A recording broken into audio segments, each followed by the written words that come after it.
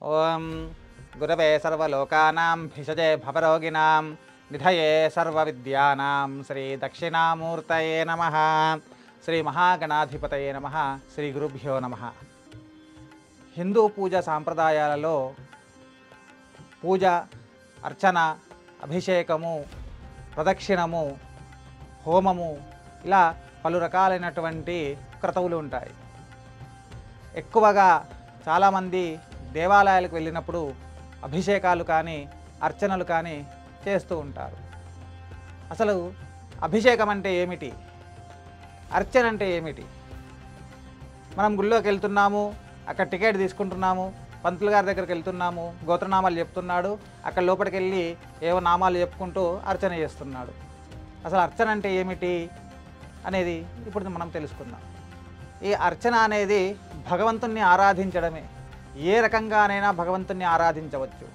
కొందరు ధ్యానముతో, మరికొందరు స్తోత్రాలతోటి, మరికొందరు పాటలతోటి స్వామివారిని ఆరాధిస్తారు. ఏ విధంగా ఆరాధించినా కూడా భగవంతుడు దాన్ని స్వీకరిస్తుంటాడు. సరే, అసలు మనం దేవాలయాలకు వెళ్ళినప్పుడు అర్చన చేయిస్తాం. మనం స్వతహాగా చేస్తామా? లేదు. అక్కడ పూజారి గారు ఉంటారు, ఆయన దగ్గరికి వెళ్ళి మన గోత్రనామాలు చెప్పి అర్చన చేస్తాం. దానివలన ఫలితం ఏమిటి మరి? ఇప్పుడు మన భోజనం మనం చేస్తేనే మనకు కడుపు నిండుతుంది, అంతేకాని పక్కన ఉన్నవాడు చేస్తే మనకు నిండదు కదా.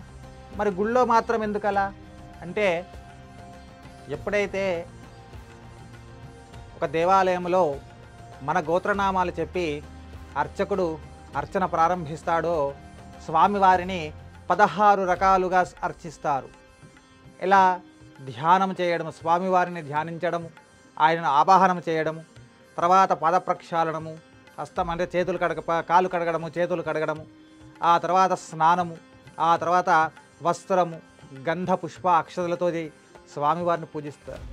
ఆ తర్వాత స్వామివారికి ధూప దీప నైవేద్యాలు పెట్టడము, చివరికి హారతితో అర్చన ముగిస్తారు. మనం ఎప్పుడైతే గోత్రనామాలు చెప్పి స్వామివారికి ఈ విధంగా అర్చన చేశారో ఆ అర్చన ఫలము మనకు ఖచ్చితంగా లభిస్తుంది.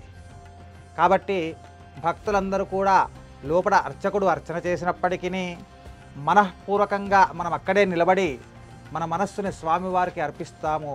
అదే అర్చన. అయితే ఈ అర్చనల్లో ఒక్కొక్క భగవంతుడికి ఒక్కొక్క విధమైన అర్చన ఉంటుంది. ఉదాహరణకి శివుడికి బిల్వదళాలతోనే అర్చన చేయడం శ్రేష్టం. అలాగే విష్ణుమూర్తికి తులసి దళాలతో అర్చన చేయడం శ్రేష్టము. గణపతికి గరికతోటి అర్చన చేయడం శ్రేష్టము. అలాగే అమ్మవారికి కుంకుమార్చన శ్రేష్టము. ఎవరైతే వాళ్ళకి ఇష్టమైనటువంటి ద్రవ్యాలతోటి అర్చన చేస్తామో అప్పుడు వారి అనుగ్రహం మన మీద కలుగుతుంది. గరికతోటి గణపతికి అర్చన చేస్తే మనకు కెరీర్లో అంటే విద్య కానీ, ఉద్యోగం కానీ, వ్యవహార విషయంలో ఎటువంటి ఆటంకాలు ఉన్నా కూడా సమసిపోతాయి, అంటే తొలగిపోతాయి. శివుడికి బిల్వదళాలతో అర్చన చేస్తే మనకున్నటువంటి సమస్త నవగ్రహ దోషాలు కానీ, ఏవైనా జాతకంలో ఉన్నటువంటి దోషాలన్నీ కూడా తొలగిపోతాయి. విష్ణుమూర్తికి తులసి దళాలతో అర్చన చేస్తే కోరిన కోరికలు నెరవేరుతాయి.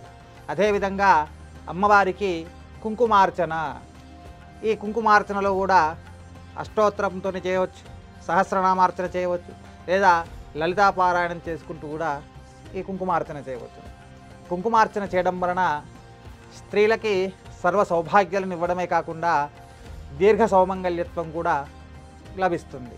కాబట్టి అమ్మవారికి కుంకుమార్చన చేయడము చాలా శ్రేష్టం. సర్వే జనా సుఖినో భవంతు.